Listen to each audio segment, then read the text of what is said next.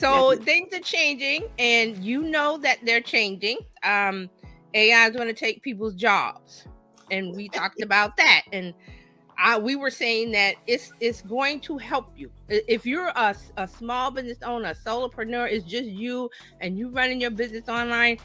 The cavalry is here, and that cavalry is GPT-4, learning language model, generative AI, all of those things. That is the greatest change for us. Now, for other industries, I'm things change. But for the small business owner who is trying to do it themselves because, you didn't have the budget, or, you have the budget, didn't have the time, but you still need to know overall what's going on, this is the time for us. This is the time. I want to say that things are fractured, but fractured in a good way. And advantages for us. But we have to learn now, and we have to take control of the horse. That's the only way I can explain it. That the horse is, a horse and buggy, and the horse is getting away, and you're trying to get the rein. Once you get the reins, everything is good. So that's what we're doing. We're gathering the reins, and there's news every day. So much AI news, I can't keep up with it. I'm trying.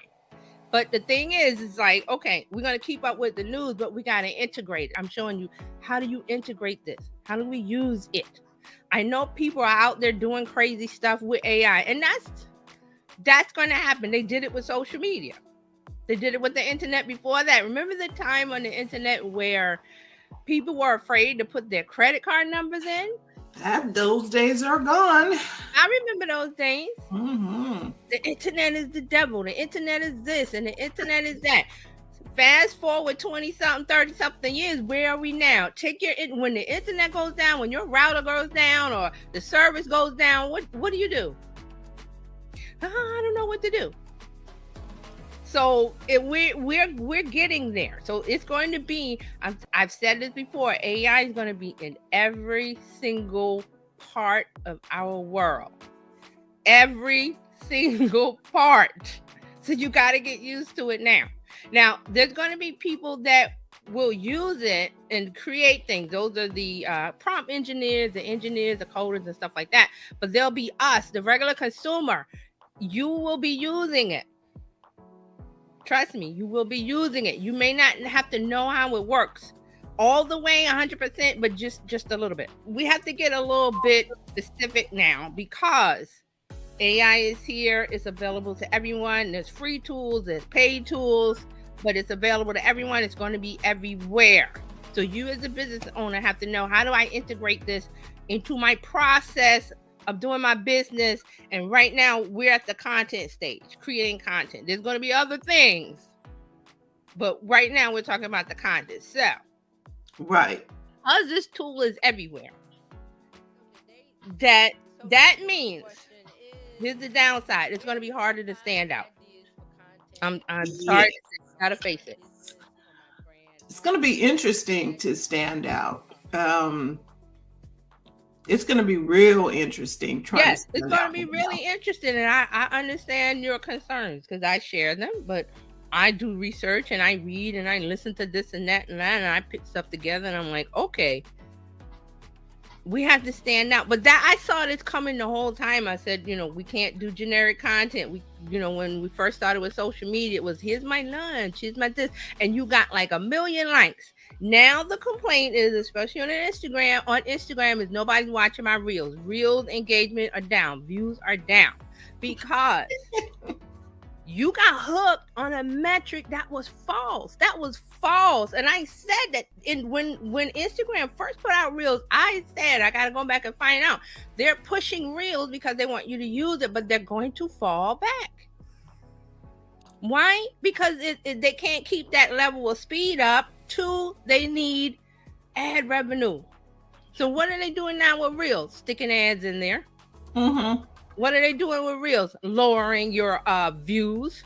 Yep. And here's the thing that it frustrates me so much. I see people trying to chase. Isn't it a saying called chase the dragon or chase the something you're trying to chase? That's elusive. Chase the clouds or grab a cloud or something. You can't grab a cloud, but you're always trying to chase it. So the people that look at views are unhappy now because the views are lowered. Instagram can do that. So look, they can adjust the algorithm to whatever they want. So why would you make yourself a slave to those numbers?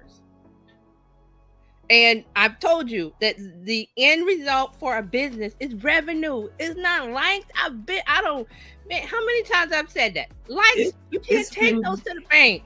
Yeah, it's been years, TJ. It's been years.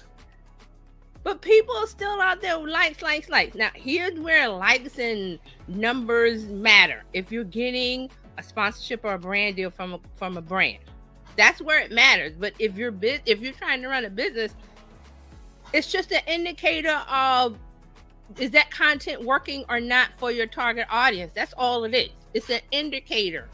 Right. And if you get a lot of likes on one thing and not a lot of likes on the other, that's your indicator when you look at your analytics that piece of content that got the most engagement with your audience, do more of that. That's all it means. That's all it means. It's a gauge. You got a gas gauge, right? Fuel. What happens when it's on E or getting close to E? It's your indicator that you must go to the gas station. Now, if you got an electric car, I don't have an electric car, so I don't know. Does it has a gauge saying when to charge? Oh yeah, it does. Because you don't want to be out to charge. Right. So that's your what? Indicator that you have to take action in order to keep the car going. So that's what likes are. Likes are indicators that this is the road you want to go on with your content. People not because they resonated with something that you said when you have a lot of likes on that. So do more of that. Yes, do more of that. Hook. That's your hook into messaging. All of this is messaging. That means that one content hit the bullseye, the target with messaging with the audience. The other one fell short or didn't even hit the target. That's an indicator that you must what? Adjust. Yes. That's all it is for us. For influencers, that's they can use it too to say that this content is good and this one is not, and grow their followers and take that to and get a brand deal. That's what that is. But we've been saying that too. So what is all this about? So with AI, the opportunity for us is here to grab all of the, we're not looking at likes, but we want some money. So that means that we need to hook them with messaging. That means we need to hit the target. We need to say the right thing. Before AI, that was difficult. It was. I mean, you could do it. Yes, you could do it. There were some genius people out there that were hitting the... It was difficult, especially if you did not have a good command on how to put together a story, right? Or put together a message. It's very difficult to write a compelling and engaging message. There are some people that can do it. Those are the people that have a talent for. And I follow one lady. I've been following her.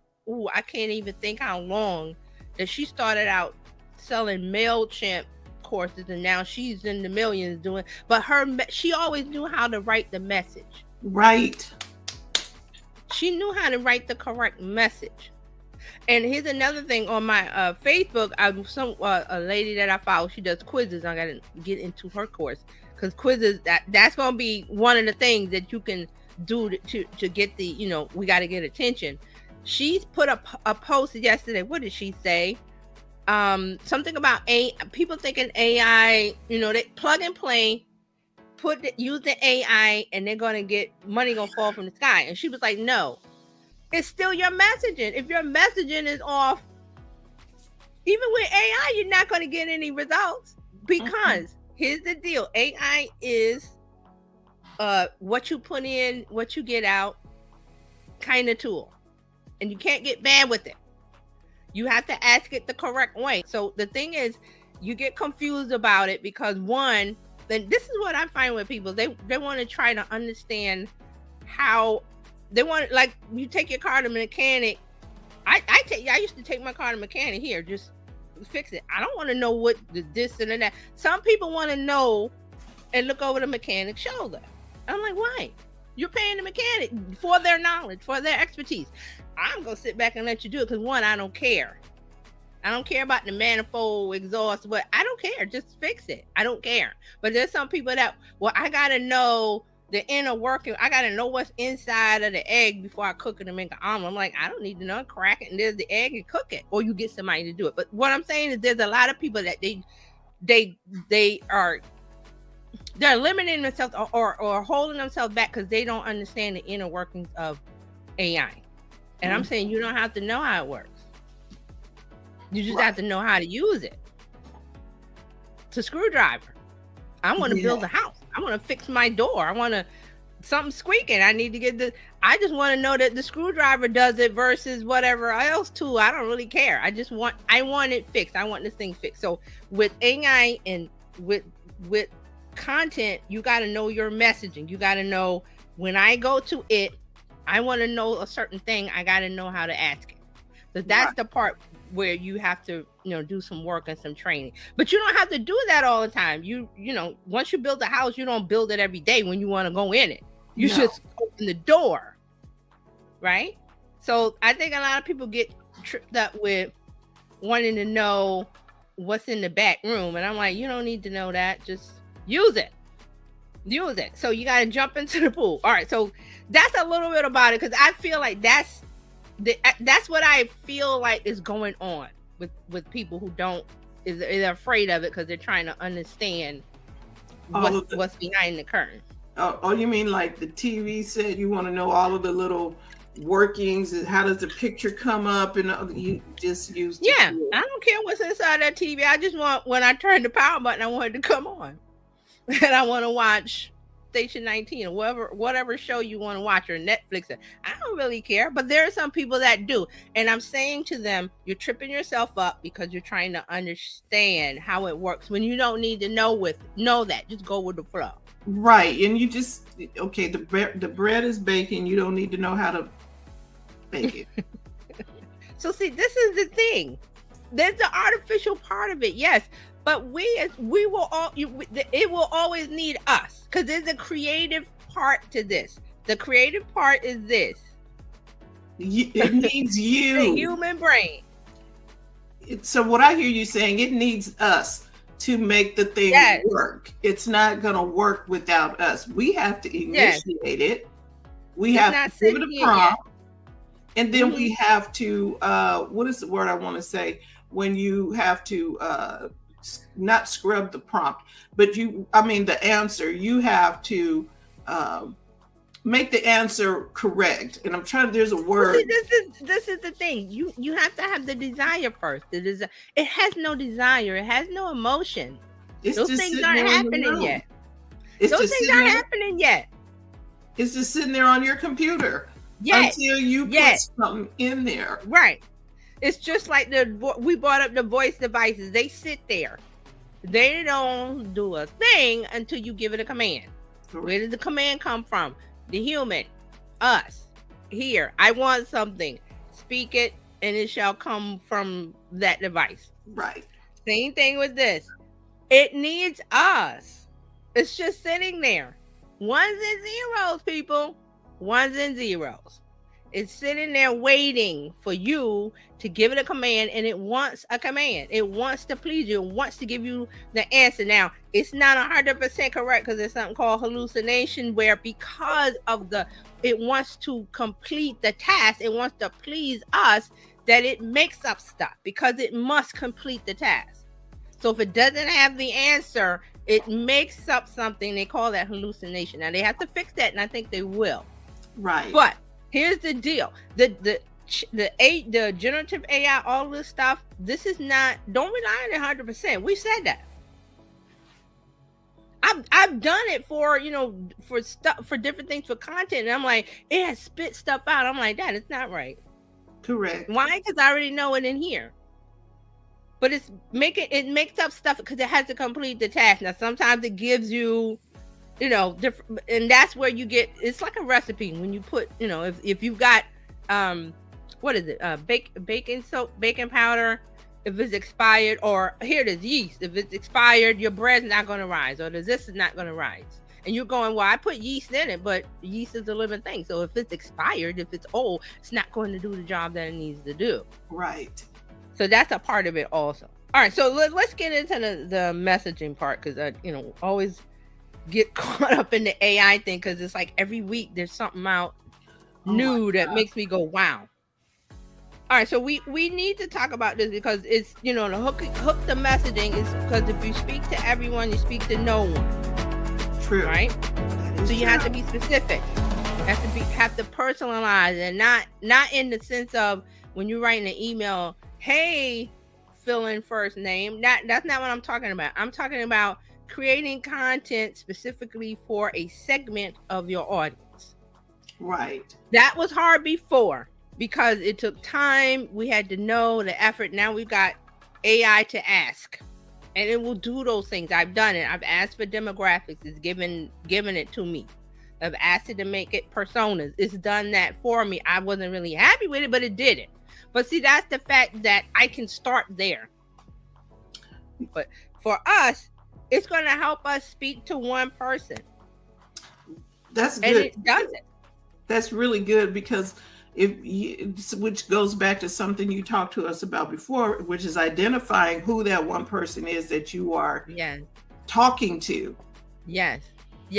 And if you couldn't, if it was difficult, or if you didn't have the time, or you send out surveys, talk to this, talk to that, now you have generative AI, learning language model, whatever thing there's tons. Use whatever you like.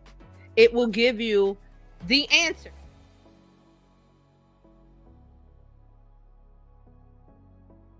So I hope this discussion helped answer that question for you. And if you have if you need clarification, or if you need more information about this topic, reach out to me, TerryJohnsonOnline.com, or go to your favorite social media platform. I'm on most of them. Look for Terry Johnson Online. Terry Johnson Online. Search for that. Find me on your favorite social media platform. Reach out. Ask me a question in the DMs, in the comments, on a post, wherever you feel like you need to ask me a question, and I will answer it. Don't worry. I will answer it. So I hope that discussion helped you with the answer to this question, and we'll see you next time.